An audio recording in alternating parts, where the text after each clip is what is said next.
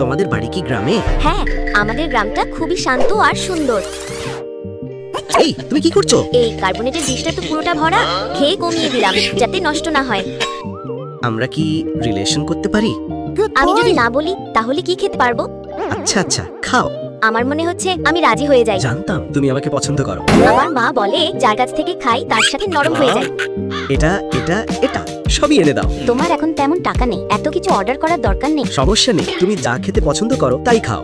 আগে তো তুমি আমাকে খাওয়াতে, এইবারটা আমি দিচ্ছি। না না, আমার তো এখানে ফ্রি ডিনারের কুপন আছে, যত খাই কোনো সমস্যা নেই। কি করছো? খাচ্ছি। কি কি খাবার খাচ্ছো? রেড ব্রেস্ট পট, শেফের বানানো হাঁসের পা আর রোস্ট চিকেন। সারপ্রাইজ। তুমি এখানে কেন এলে? কেন? ভয় হয়? এই দাঁড়াও। আমি তোমার মাংস খেয়ে ফেলবো নাকি? না, তা না।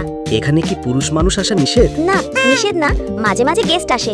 রেড ব্রেস্ট পর্ক, শেফের হাঁসের পা, রোস্ট চিকেন কোথায়? তুমি যেহেতু অন্য জায়গায় বাড়ি ভাড়া দিয়ে থাকো, তাই আমি ভেবেছি একটু কম খাই, টাকা বাঁচবে।